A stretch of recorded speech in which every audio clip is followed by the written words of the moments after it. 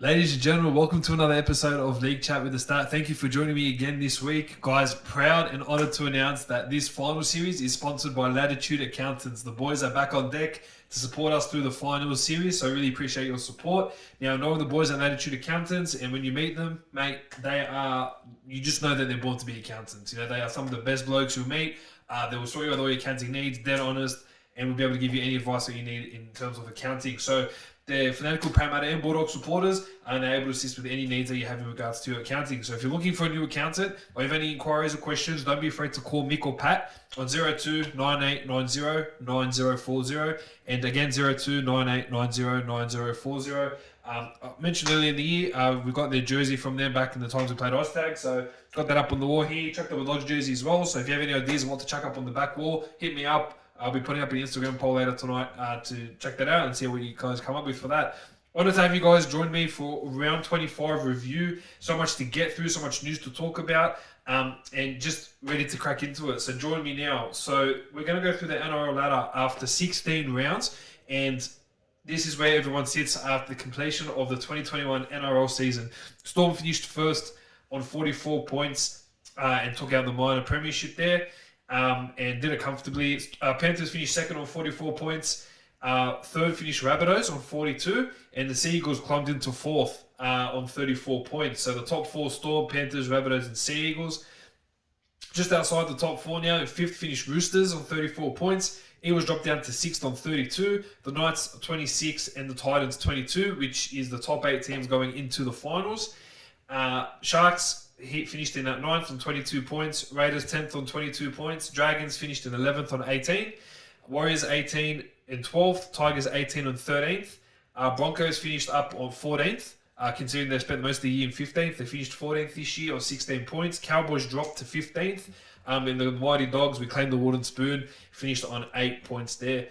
Guys, thanks for joining me again. Let's talk everything round 25. Roosters 40 defeated the Raiders 16. And look, a phenomenal performance there by the Chalks. Just business as usual. Just doing what they need to do, keeping it real, and just being able to go out and put in some solid performances and build up nicely to the finals was really a great showing from them.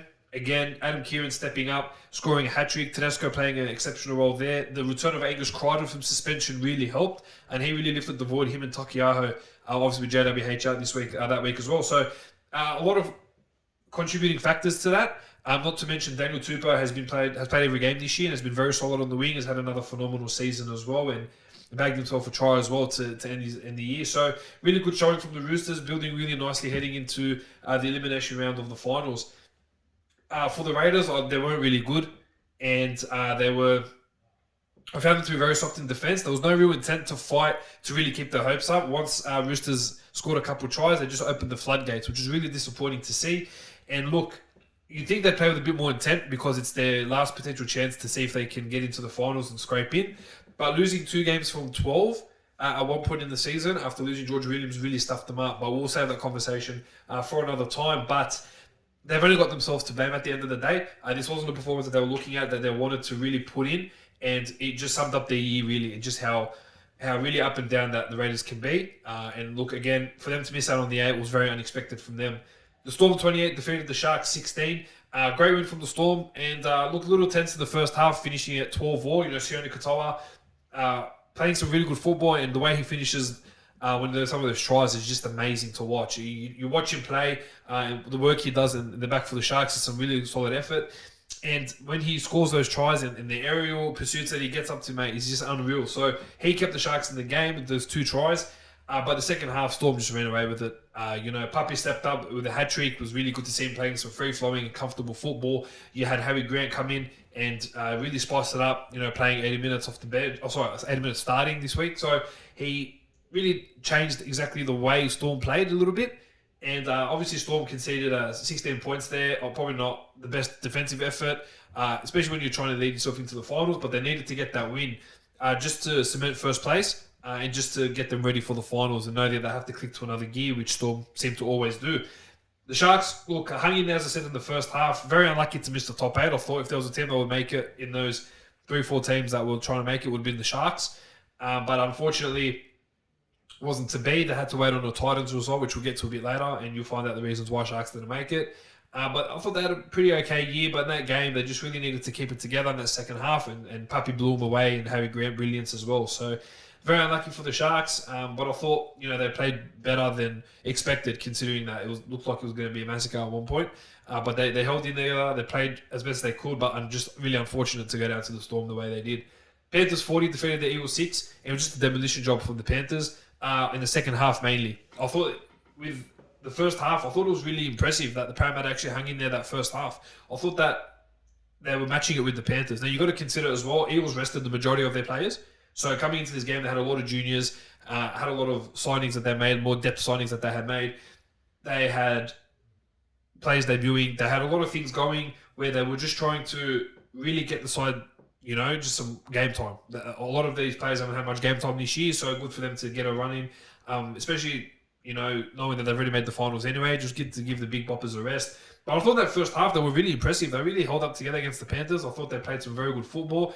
Were very threatening at times, on their line. So I thought it was a very, very good effort from them to just really hang in there and to just match it with the Panther side. But look, the second half, Panthers lifted it to another gear that Parramatta didn't have, unfortunately, and they blew them away in the second half. But yeah, look, can't really take anything away from that game for Parramatta. They beat Storm the week before. They rested most of their stars for this game, knowing that they made the finals anyway, so it didn't really matter. But probably looking to click into gear once they turn up this week against the Knights. But I thought a lot of the juniors really carved up and played some very good football, so it was really good to watch some of these kids get a run in. But yeah, love what I've seen, and looks like they've got some good talent in the Para side. But yeah, look, Panthers just demolishing once again. Brian Toto hat-trick, mate, just unbelievable. Like I always talk about him every week. The wing of the year for me, he's got to be. But we'll be naming a dream team shortly on that soon. So excited to show you who I think is in my dream team. Now, Broncos 35 defeated the Knights 22, and last performance for the year for the Broncos. And I thought they played some very good football. It's amazing how they just turned it up, even though they were down some troops. Jake Turpin broke his jaw. Payne Haas injured his ankle, and they just seemed to keep the ball rolling. It's the last game for Alex Glenn, who's retired. For Anthony Milford, who's heading to the Rabbitohs. So they really put in a great performance. Milford, again, was fantastic. Like I always mention, Milford needs to be playing with no pressure and have no pressure on him to be killing it week in, week out. He just needs to go in, play his own game. Doesn't need to be too complicated. Showed what he's made of again. Good to see him bag a try, his last one for the Broncos before he heads over to the Rabbitohs.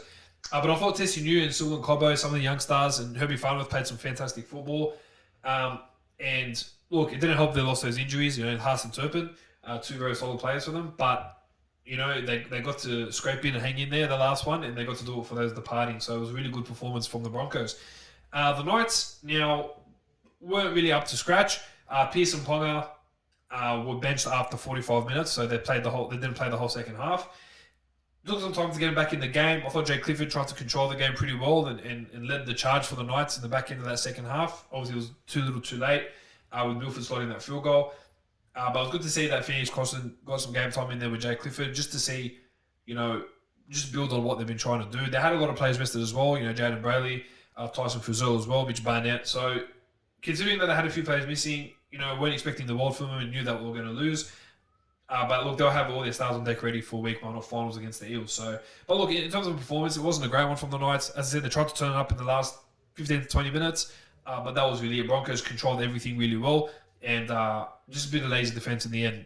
I had them concede 22 points. So good effort from the Broncos. Good to end the year on a good note for Kevy, and obviously go into next year with a lot more expectation there. Seagulls 46 defeated the Cowboys 18. Now, the last 10 minutes was amazing. It was fantastic. I loved it. It was so good to watch. Seagulls kept it quiet in the first 30-odd minutes and then really turned it up just before halftime. I thought the Cowboys did really well to hang in there for about 70 minutes. I was very surprised. But look, in those last 10 minutes, Seagulls they just changed it up. And Tommy Turbo was out there with a point to prove. Didn't want to miss any game time. I just got to talk about Tommy Turbo just in that game. That try where he broke 9 tackles was amazing. Now, you got to watch it with Andrew Voss commentary, because Andrew Voss commentary is second to none. It's Rabs and then it's Andrew Voss. Like, he is one of the best commentators I've ever got to witness and see and listen to. And the way he just broke down Turbo's performance, especially for that try, was exceptional. What I loved at the end was Ruben Garrick's effort at the end. He had to power through a ball to no one, kicked by Granville. Granville's got some passion in for a 32.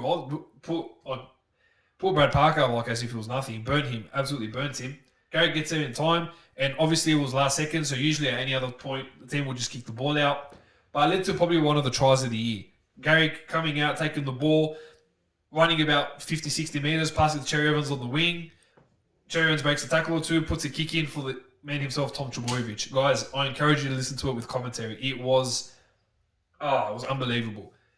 Very, very, very good commentary. But the way Turbo has been playing has been great. He's got 3 tries, 302 metres, about 15, 16 tackle breaks, 9 from the one play. Mate, he was just on another level. So I'm excited to see him do that against Melbourne this week. I'd love to see him turn that up. But Melbourne always have a plan when it comes to superstars in different sides. They did it to Ben Barber in 2012 in that grand final where Barber had lit up the whole year, even burnt the Storm with that long-range try that he set up for Josh Morris. But when he came to the grand final, Ben Barber was just cut down in every opportunity he got. Storm prepared well and trained so well on Barber, and it came effective and won the grand final. So Storm will be doing the same thing to play and click into another level. They must be doing that and must be finding ways to stop Tom Turbo. They did it a few weeks ago when they met, and they'll need to do it again because, mate, Tom Turbo is just out of this world. But on the Cowboys, they ended the year with pretty disappointing. I thought they held in for 70 minutes, like I mentioned, 65 to 70 minutes. They held in there, got to 24-18, and then Seagulls just blew them off the park with 4 tries. So, look, Cowboys, not the best of years, lost 10 in a row. And it was really poor way to kind of let go in what was a pretty disastrous year for the Cowboys. The Rabbitohs 20 defeated the Dragons 16, and it was a good performance by a lot of the kids that came through for the Rabbitohs. I thought Lachlan Ilias was solid on debut. A little hard to tell whether he's the answer to the number 7 jersey for next year alongside Cody Walker. And it was just good to see a lot of these kids get a run. It was good to see Tanya Moon get some more game time. Campbell Graham, who missed 4 weeks with a concussion, get some game time there. Really good to see some of the juniors come through as well, and people that have poached, just for more depth as depth signings. I thought some really good performances. I thought Benji Marshall was exceptional. I thought his kicking game in that first half was electric. But the Dragons, moving on to them, now very, very poor. I've got to say, it was so poor. 3 of their 4 tries came from the most basic errors. Just simple drop ball, and then Rabbitohs will go run around and score. Ravalawa fumbled the first one, which was embarrassing. The second one was Gerard Bill fumbling, and then Tyrell Sloan fumbled the third one, which led to a try.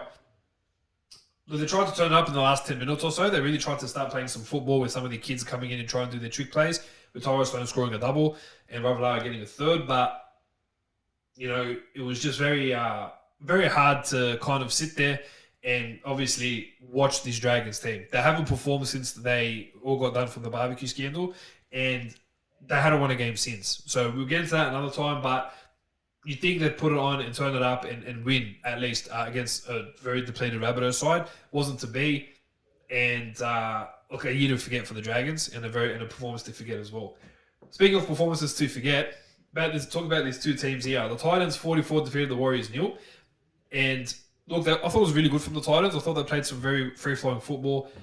They just broke their line so easily. They were just the liability of the Warriors.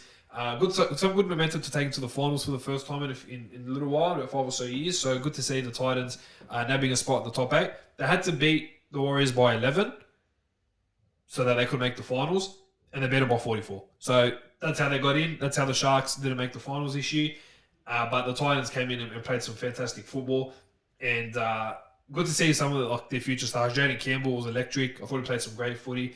Brian Kelly played really well. Dave Fafita, again, just seems to turn that up against these really poor quality sides. So hoping he gets up to another level in the final series. But onto the Warriors, I thought they were really embarrassing. And that's not a way to end the year. Them and the Tigers, which I'll get to in a sec. But I thought the Warriors were really, really poor. Very soft defense through the middle. And like the coach mentioned, they were just trying to take shortcuts. Jazz Tavaga, Kane Evans, and Matt Lodge, their sin binnings around about the same time, within 2 minutes from each other, had them 12 on 10. Jared Wallace got sin binned as well with that melee they got involved in. But look, there's just little things that they don't need to happen.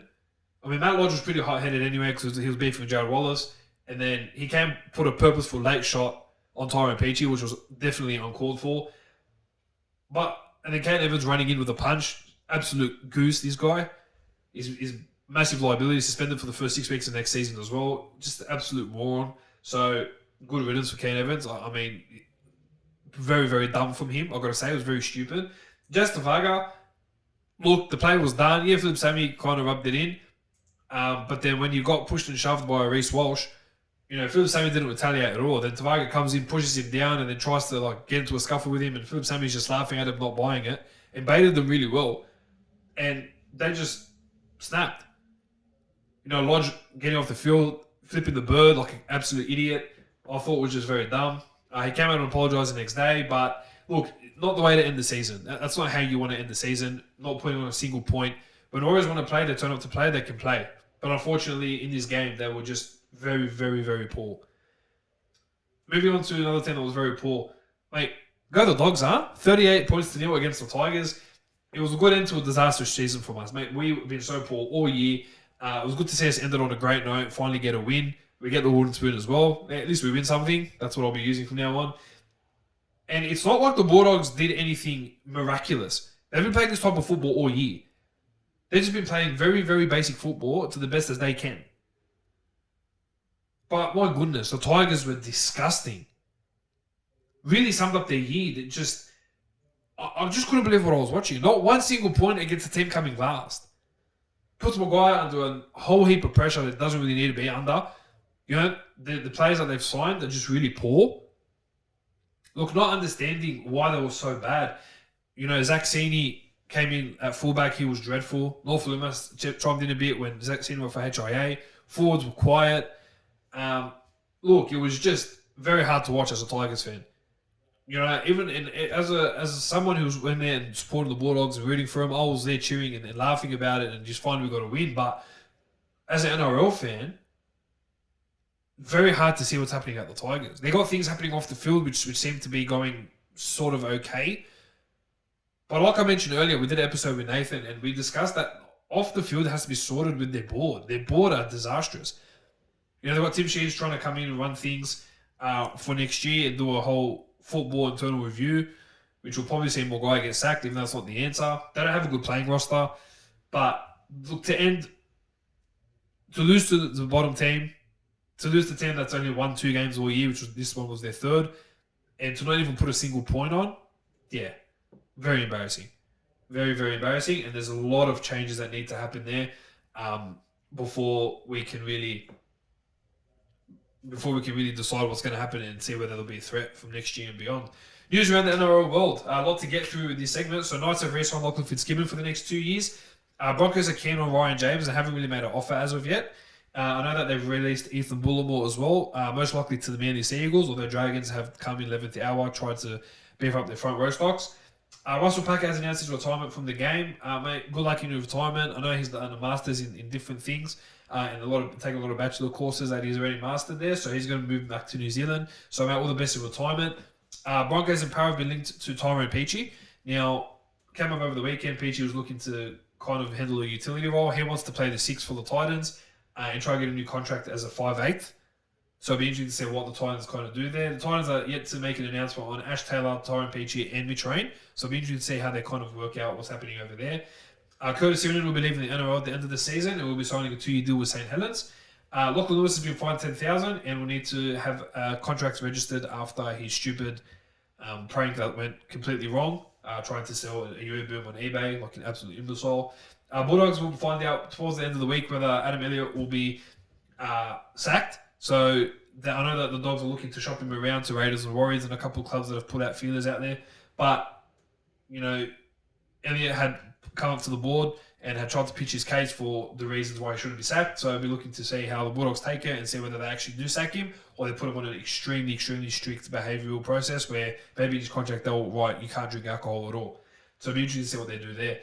Matt Shibasaki has signed with Japanese Rugby. Will be heading there for the next 2 years. So he'll be getting an early release from Newcastle. Storm have re-signed Tepai Moral for 2 years. Broncos are set to extend the contract of Patrick Carrigan for the next few years. They see him as a future captain of the club.